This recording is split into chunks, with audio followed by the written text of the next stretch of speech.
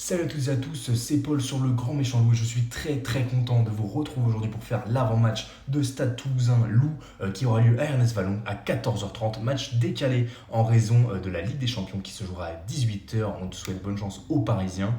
Match qui risque d'être très compliqué en tout cas pour nos rouges et noirs du côté d'Ernest Vallon, du côté de Toulouse, avec une grosse équipe de Toulouse qui on verra a quand même quelque chose à jouer sur ce match et qui joue à domicile. Donc ça va être assez compliqué. Match qui sera sous la chaleur, il va faire jusqu'à 30 degrés à Toulouse, mais il y aura quand même des nuages, donc normalement ça devrait pas être trop terrible, même si ça avait quand même des conditions de jeu compliquées, mais ça c'est les mêmes pour les deux équipes, donc ça change pas grand chose. Tout d'abord, merci infiniment pour les 100 abonnés. Voilà, je me suis dit, on ne les passe pas dans un cadre idéal, pardon, parce que voilà, on est à Valenciennes, mais en même temps, je me dis que c'est là que j'ai commencé les vidéos, donc c'est un petit peu symbolique. Ben, en tout cas, merci beaucoup, ça fait vraiment plaisir. J'avais pas trop le temps de vous faire beaucoup de vidéos ces dernières semaines, mais en tout cas, les abonnements ont été là et ça me fait vraiment plaisir. Je me demande aussi si je vais pas réorganiser un petit peu la chaîne l'année prochaine. En tout cas, vous verrez, il y aura du nouveau, je peux pas tout vous dire. Je sais que je suis en retard aussi sur l'œil du loup, mais on verra, on va changer un petit peu le format aussi pour l'année prochaine, peut-être me dégager un petit peu plus de temps pour faire des vidéos plus qualitatives, un peu moins de vidéos, plus de vidéos qualitatives et sur des sujets un peu plus variés. Voilà, j'aimerais bien. C'est un beau projet, mais en tout cas, merci beaucoup de vous être abonnés. C'est top, on continue à développer le projet sans abonnés pour l'instant et j'espère qu'on ira très loin tous ensemble. Donc aujourd'hui, on va s'attaquer à notre avant-match. Donc deux équipes avec presque plus rien à jouer en partie 1, j'ai bien mis presque entre guillemets. En partie 2, deux compos très différentes. Et en partie 3, comment ne pas se faire allumer. On va essayer de voir un peu les solutions qu'on a, même si on voit qu'on n'en a pas beaucoup. Pour se faire une petite conclusion. Hélas, je tourne un petit peu en avance parce que je ne vais pas pouvoir tourner demain, je serai en plein déménagement. Mais du coup, j'ai pas les compositions, mais j'ai fait un peu des estimations de ce qui devait arriver, on verra.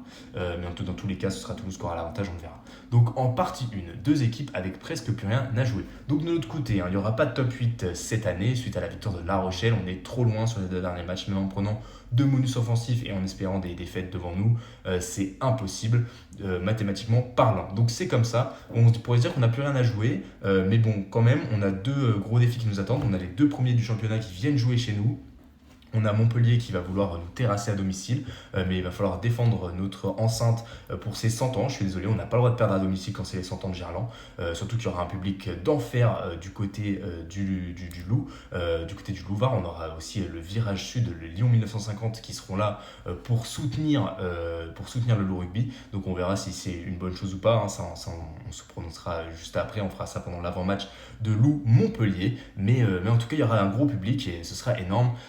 Mais bon, contre Toulouse, c'est pas vraiment le top, on va dire, parce que côté toulousain, on est quasiment assuré d'être premier, mais ils vont vouloir assurer ça parce que ils sont à 8 points devant Montpellier qui est pour l'instant deuxième, et donc s'ils nous battent forcément, ils seront assurés d'être premiers, et ça leur permet de choisir quel jour jouer le barrage, la demi-finale, pardon, et donc ils choisiront en général le vendredi pour avoir un jour de récup en plus pour jouer la finale ensuite. Donc c'est souvent le cas de croiser Toulouse qui est un petit peu dans ce ventre mou après l'élimination en Coupe d'Europe. On les croise souvent à ce moment-là. L'année dernière, on a pris 45-0. C'était comme ça, c'était un peu un entre-deux. Toulouse qui était pas hyper performant, mais qui nous a quand même mis une énorme branlée. Or là, voilà, ils ont pris quelques revers, dont un revers à La Rochelle à l'extérieur. Ça leur a pas fait du bien, donc je pense qu'ils vont vouloir vraiment jouer à fond ce match. Et voilà, donc on verra au niveau des compositions, donc deux compos différentes. On passe à la partie 2. Donc je pense que Toulouse va mettre la grosse équipe et peut-être faire un petit peu plus tourner contre le Racing ou pas. Ça encore une fois on verra, mais dans tous les cas il y aura de la qualité, plus que chez nous je pense. Mais parce que même s'ils alignent une équipe un petit peu B avec l'avantage du terrain, avec la confiance actuelle, je pense que même contre une équipe A de chez nous ça ne marcherait pas, mais je pense qu'on va faire tourner. Nous du coup je dis on va peut-être faire jouer la jeunesse, on va préserver les forces pour le dernier match à la maison avec des gros enjeux, peut-être encore avec De Liance, on verra s'il joue, peut-être Sanson, je l'ai vu sur les photos de l'entraînement, et pourquoi pas Lilian Barré, qui est maintenant à l'âge de jouer en top 14, il a 18 ans, mais je ne sais pas s'il fallait avoir 18 ans au début de la saison ou pas, donc on verra, mais en tout cas potentiellement de la jeunesse, c'est une équipe quelque peu remaniée côté Loup Rugby, on verra tout ça lors de l'annonce des compositions.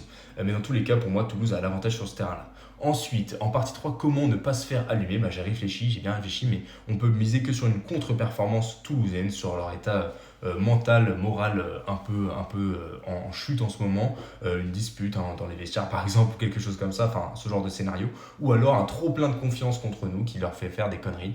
Sinon le Loup, là ça va être compliqué, mais on va devoir, comme je disais, affronter deux énormes clubs qui vont pas faire l'impasse contre nous, donc il va falloir se donner à fond, se préparer pour la semaine prochaine. C'est deux gros matchs qui nous attendent. Donc voilà, mais en tout cas, force à vous les mecs, on est derrière vous.